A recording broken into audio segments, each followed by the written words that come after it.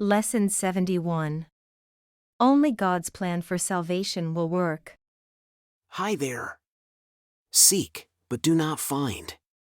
Have you ever heard of this maxim? What if I told you that there's a self-sabotaging part of our mind that adheres to this very rule? Wouldn't this shed light on many aspects of how our lives have unfolded? Let's delve into these topics with another crucial lesson from A Course in Miracles, Lesson 71. Only God's plan for salvation will work. Here's the most important thing we might want to always keep in mind. In any given moment of our waking life, we are faced with this choice. We can follow God's plan, which deep down is what we really want, or we can follow our ego's plan.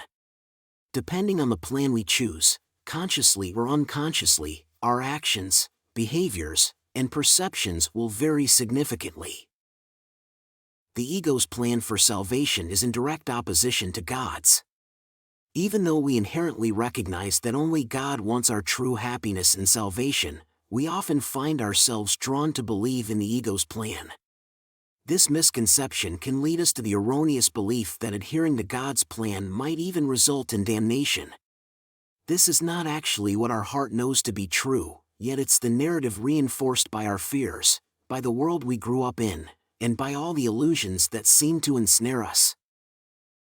Let's recall a few past lessons. Lesson 24. I do not perceive my own best interests. Lesson 69. My grievances hide the light of the world in me. Lesson 70.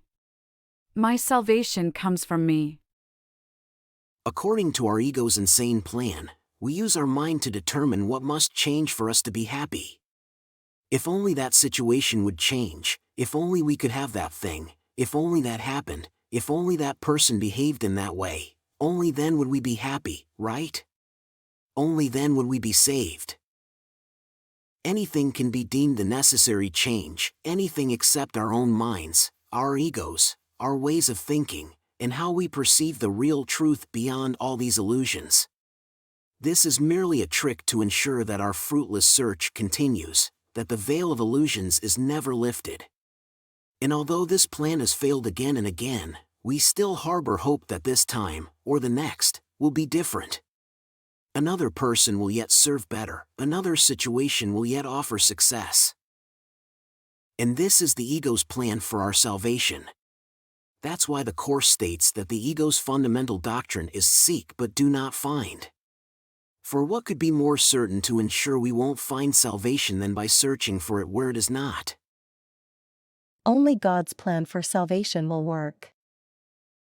God's plan for salvation works, simply because contrary to what the ego's plan tells us, it guides us to seek salvation where it actually is. But if we want to succeed, since the ego's plan is the opposite of God's, we must be willing to seek there exclusively. Otherwise, our purpose becomes divided. We end up following two plans that lead in completely different directions, resulting in confusion, misery, and a deep sense of failure and despair.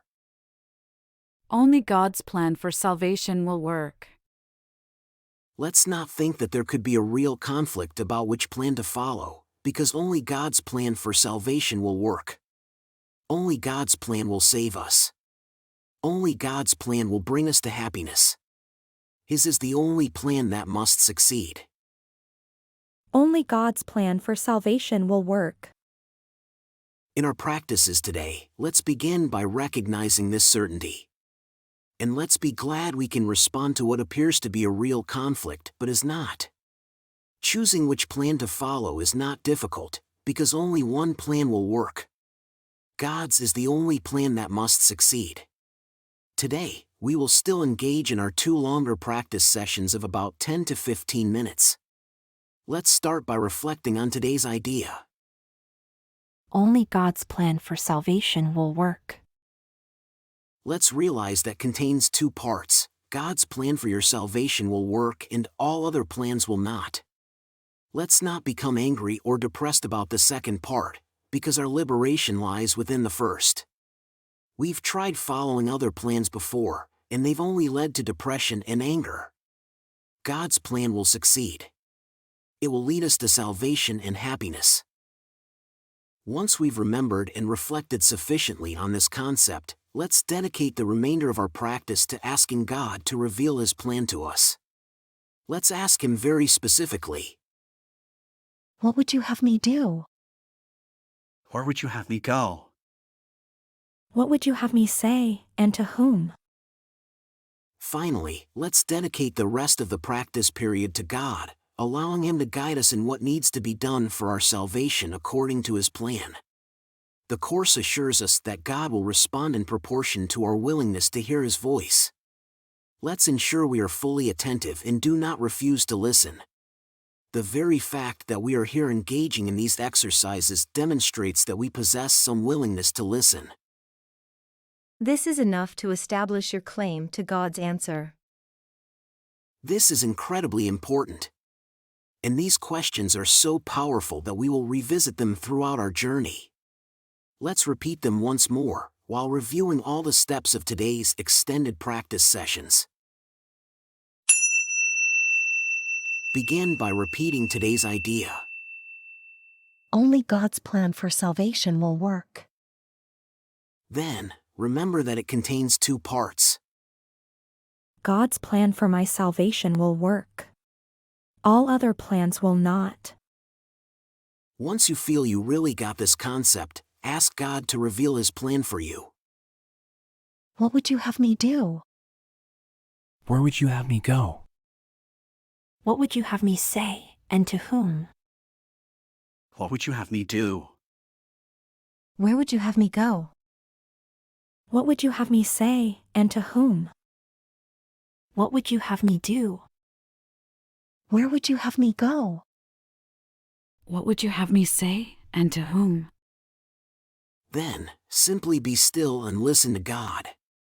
And allow Him to guide you in what actions you need to take as part of His plan for your salvation. Today, if we find ourselves tempted to harbor grievances, let's respond to them with this form of today's idea. Holding grievances is the opposite of God's plan for salvation. And only His plan will work.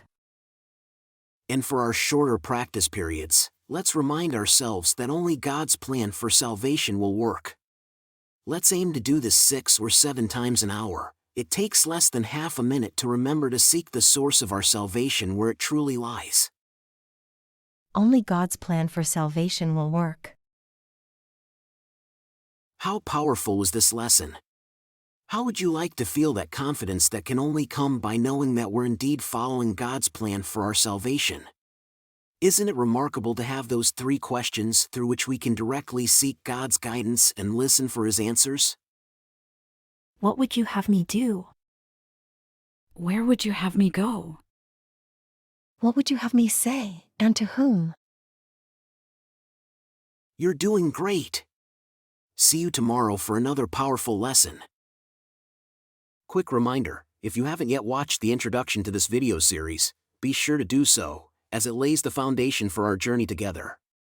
Just click on the video link that will appear on your screen shortly. Did you enjoy the video and find it helpful? Please give it a like and leave a comment. And don't forget to subscribe and hit the notification bell. We have a new lesson every day. And if you've been with us for a while, please consider supporting the channel. There's a lot of love behind these videos. Check out the video description for more details.